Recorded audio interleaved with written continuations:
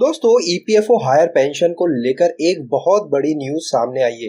एक बहुत बड़ी न्यूज वेबसाइट ने इस खबर को प्रकाशित किया है जिसमें पेंशन का जो फॉर्मूला है उसको बदलने की तैयारी ईपीएफओ कर रहा है, ऐसा प्रस्ताव इस न्यूज में बताया गया है। जहां दोस्तों ईपीएफओ जो ईपीएस 95 पेंशन है उसका जो फॉर्मूला है उसको बदलने की तैयारी में है और इसको बदलने का प्रस्ताव उसने आगे भेज दिया। तो आज के इस वीडियो में इसी न्यूज के बारे में हम डिटेल में बात करेंगे कि अगर ये ऐसा प्रस्ताव अगर ईपीएफओ दे रहा है, इस पर विचार कर रहा है, तो इसका जो ईपीएस की हायर पेंशन ले रहे हैं उन पर क्या प्रभाव पड़ेगा और इसके अलावा जो ऑलरेडी न्यूनतम पेंशन ले रहे हैं उन पर क्या प्रभाव पड़ेगा। तो आज के इस वीडियो में हम कवर करने वाले हैं। तो चलिए मैं इसी वेबसाइट पर हूँ और यहाँ पर देखिए जो खबर टेलीकास्ट हुई है, ईपीएफओ आपकी पेंशन में बड़े बदलाव की तैयारी, इससे नुकसान होगा या फायदा, जाने फॉर्मूला। जी हाँ दोस्तों, फॉर्मूले के बारे में बात की जा रही है। तो दोस्तों वीडियो में आगे बढ़ने से पहले आपसे गुजारिश है, अगर आपने इस चैनल को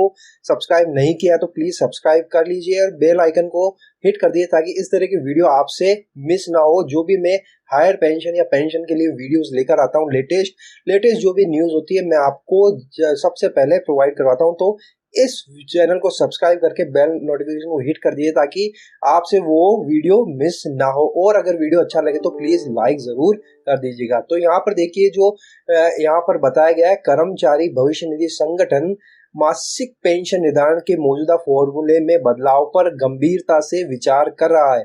इसके तहत पूरी पेंशन योग्य सेवा के दौरान प्राप्त औसत पेंशन योग्य वेतन के आधार पर मासिक पेंशन निर्धारित करने का प्रस्ताव है।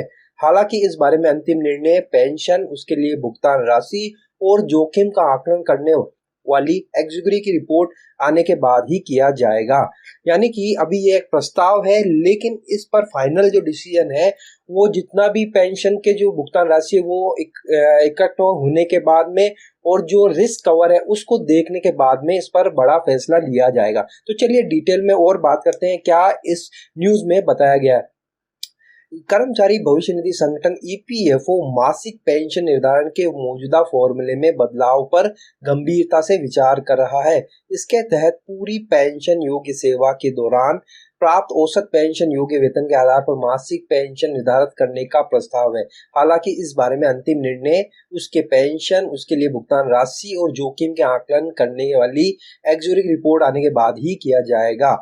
फिलहाल ईपीएफओ कर्मचारी पेंशन योजना यानी कि ईपीएस 95 के तहत मासिक पेंशन के निर्धारण के लिए पेंशन योग्य वेतन अंतिम 60 महीने का औसत वेतन गुना पेंशन योग्य सर्विस डिवाइडेड बाय 70 फॉर्मूले का उपयोग किया जाता है।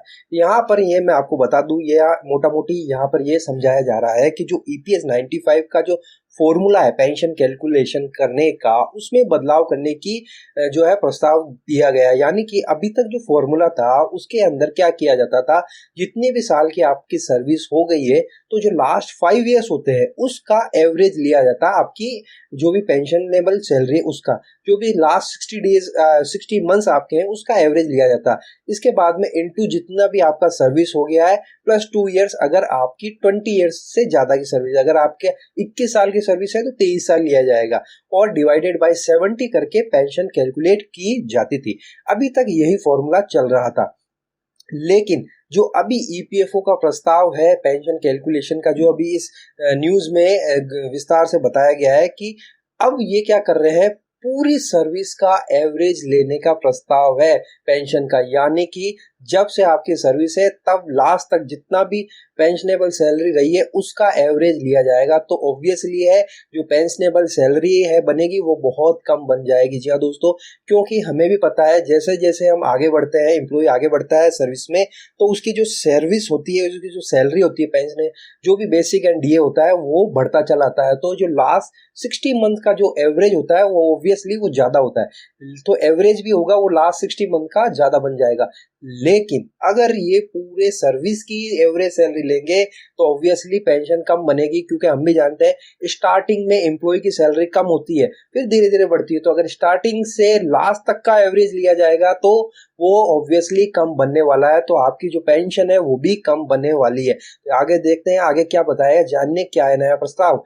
सूत्र के अनुसार ईपीएस 95 के तहत मासिक पेंशन के फॉर्मूले को बदलने का प्रस्ताव है। इसमें पेंशन योग्य वेतन अंतिम 60 महीने के औसत वेतन की जगह पेंशन योग्य सेवा के दौरान प्राप्त औसत पेंशन योग्य वेतन को शामिल करने की योजना है। हालांकि उन्होंने स्पष्ट किया है, ये अभी सिर्फ प्रस्ताव के स्तर पर है और इस पर भी कोई अभी फाइनल डिसीजन नहीं लिया गया, यानी कि जब तक एग्जीक्यूटिव रिपोर्ट नहीं आ जाती फाइनल, इस पर कोई भी डिसीजन नहीं आएगा। लेकिन अभी इन्होंने ये प्रस्ताव जारी कर दिया है, तो इट मींस कुछ ना कुछ तो अंदर खेल चल रहा है दोस्तों, ये हमें जानना होगा। क्योंकि अगर ईपीएफओ ऑलरेडी अगर हमसे हायर पेंशन के लिए अमाउंट ले रहा है 95 की जो हायर पेंशन देने के लिए, तो अब अगर ये फॉर्मूले में चेंज कर देगा तो पेंशन कम बनेगी। तो अभी और कुछ ना कुछ पत्ते खुलने वाले हैं, तो दोस्तों हमें अभी हो सकता है कुछ और देखने को मिले। आगे यहाँ पर बताया गया है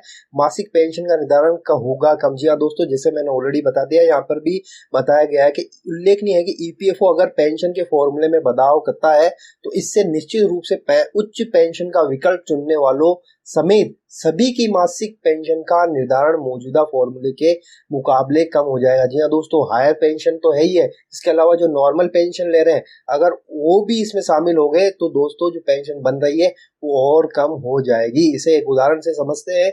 मान लेते हैं कि अधिक पेंशन का विकल्प चुनने वाले का अंतिम 60 मंथ्स का औसत वेतन 80,000 80,000 रुपए बैठता है, उसकी पेंशन योग्य जो नौकरी है वो 32 ईयर्स की है।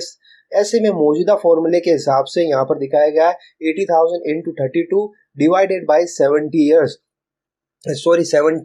तो इसके हिसाब से जो पेंशन बनेगी वो 36,571 रुपीज होगी। लेकिन अगर यहाँ पर 60 मंथ की औसत सैलरी एवरेज सैलरी ना लेकर जब से जो 32 ईयर्स की एवरेज सैलरी अगर काउंट करेंगे तो ऑब्वियसली यहाँ पर जो पेंशन बनेगी वो कम बनेगी।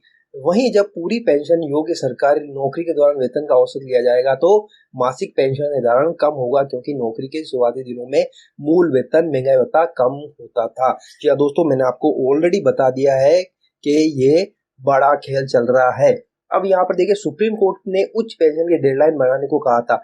उल्लेखनीय है कि पिछले साल नवंबर में उच्चतम न्यायालय ने सरकार से अंशधारकों को उच्च पेंशन का विकल्प चुनने के लिए 4 महीने का समय दिया था। ईपीएफओ ने अंशधारकों को उच्च पेंशन का विकल्प चुनने के लिए नियोक्ताओं के साथ संयुक्त विकल्प फॉर्म भरने के लिए ऑनलाइन सुविधा उपलब्ध कराई है। इसके लिए समय सीमा 3 मई 2023 थी, जिसे बढ़ाकर 26 जून 2023 कर दिया गया था। अभी 12% योगदान देते हैं कर्मचारी, ये ऑलरेडी हमने बार बार डिस्कशन कर लिया, फिर भी मैं आपको यहाँ पर पढ़ के बता देता हूँ। वर्तमान में ईपीएफओ अंशधारक पेंशन के लिए निर्धारित 15,000 रुपए मासिक वेतन पर योगदान करते हैं, जबकि उनका वास्तविक वेतन इससे कहीं अधिक होता है। अत्यधिक पेंशन के विकल्प से उन्हें ज्यादा मासिक पेंशन मिल पाएगी। कर्मचारी ईपीएफओ की सामाजिक सुरक्षा योजना में 12% योगदान करते हैं। वहीं नियोक्ता यानी कंपनी के 12% योगदान में से 8.33 ईपीएस में जाता है, शेष 3.67% कर्मचारी भविष्य निधि में जाता है। सरकार कर्मचारी पेंशन योजना में 15,000 मूल वेतन की सीमा पर 1.16% का योगदान सब्सिडी के रूप में देती है। अब यहाँ पर ये क्यों हो रहा है, इसका भी आपको समझने पड़ेगा, इसका बेस क्या लिया गया है इस प्रस्ताव का। इससे हमें पता चल जाएगा कि हाँ आखिर जो खेल चल रहा है अंदर ही अंदर वो कुछ बड़ा है। यहाँ पर देखिए, फॉर्मूले में बदलाव की जरूरत के बारे में पूछे जाने पर सूत्रों ने कहा, वास्तव में ये माना जा रहा है कि लंबे समय तक अधिक पेंशन देने से वित्तीय बोझ बढ़ेगा, इसलिए नए फॉर्मूले पर विचार किया जा रहा है।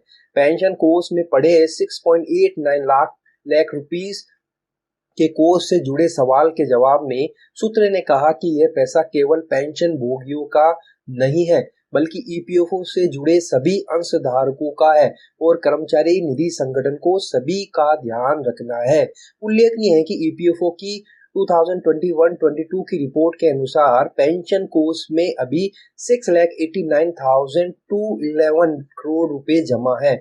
ईपीएस कोष पर ईपीएफओ को 2021-22 में 50,614 करोड़ रुपए का ब्याज मिला था। तो ये दोस्तों, जैसा कि यहाँ पर जिक्र किया हुआ है कि अगर हायर पेंशन का विकल्प ले लिया जाता है, जैसा कि अभी तक बताया जा रहा है 12 लाख तो एप्लीकेशन रिसीव हो चुकी है और अभी और टाइम है तो और एप्लीकेशन आना बाकी है। और अगर इस हिसाब से पेंशन बनेगी तो ऑब्वियसली जो ईपीएस 95 है उस पर वित्तीय बोझ बढ़ जाएगा। इसीलिए इस फॉर्मूले के बारे में विचार किया जा रहा है कि क्यों ना जो एवरेज सैलरी है, जो 60 मंथ लास्ट सैलरी ली जाती है, उसको बढ़ाकर हम पूरी सर्विस की एवरेज सैलरी ले ले, ताकि जो पेंशन कैलकुलेशन होगी वो कम होगी, यानी पेंशन कम बनेगी। तो दोस्तों, ये बहुत बड़ी न्यूज़ है। अगर प्रस्ताव का बात आ गई है तो इट मीन्स कुछ ना कुछ तो इस पर जो है काम हो रहा है। हो सकता है कि अगर ये अमल में आ जाए तो जो हायर पेंशन का विकल्प चूज कर रहे हैं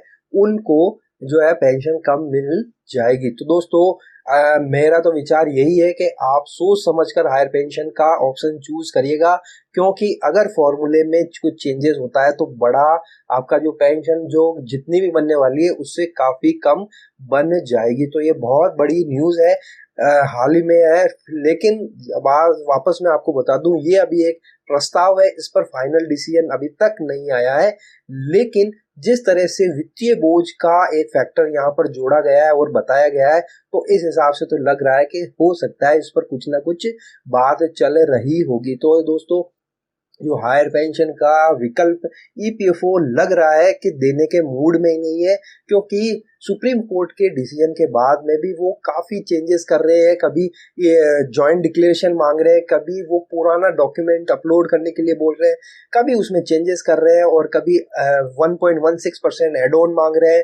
तो दोस्तों, ये बहुत टाइम टू टाइम कुछ ना कुछ चेंजेस करते जा रहे हैं। तो इनका जो मानसिक लग रहा है कि ये हायर पेंशन देने के मूड में कम लग रहे हैं, कुछ ना कुछ ये एड ऑन करके इसको कम करने की कोशिश में लगे हुए हैं। तो दोस्तों, आई होप आपको इस वीडियो से और थोड़ा सा जागरूकता मिली होगी कि जो हायर पेंशन का ऑप्शन अवेलेबल करवाया है उसमें क्या क्या चेंजेस हो सकते हैं। तो दोस्तों, मैं आपसे यही गुजारिश करूंगा कि आप इस वीडियो को और अपने मिलने वालों के साथ में शेयर करिए, ताकि उनको भी इस नई न्यूज़ के बारे में पता चल सके कि अगर हम चूज भी कर रहे हैं तो हमारे साथ में न्याय मिल पाएगा हमें या नहीं मिल पाएगा। हम जितना पैसा जमा करवाएंगे उसके मुकाबले हमें पेंशन मिलेगी या नहीं मिलेगी। अरियर का तो क्वेश्चन ऑलरेडी बना हुआ है, अभी तक उसके बारे में कोई गाइडलाइन क्लियरिटी अभी तक ईपीएफओ ने नहीं दी है। तो ये बहुत बड़ी न्यूज़ है जो मैंने आपके साथ में शेयर करी है। आप अपने मिलने वालों के साथ में जरूर शेयर करिए, ताकि उनको भी इसके बारे में जागरूक हो सके और वो एक कंफर्म डिसीजन और एक अच्छा डिसीजन ले सके अपनी पेंशन को लेकर। तो दोस्तों, आई होप वीडियो आपको पसंद आया होगा। वीडियो को लाइक जरूर कर दीजिएगा। जाते जाते अगर चैनल पर सब्सक्राइब नहीं किया तो सब्सक्राइब करके बेल नोटिफिकेशन को हिट कर दिए, ताकि इस तरह की न्यूज आपसे मिस ना हो। तो फिर मिलते हैं, तब तक के लिए अपना ख्याल रखिएगा। Thank you very much.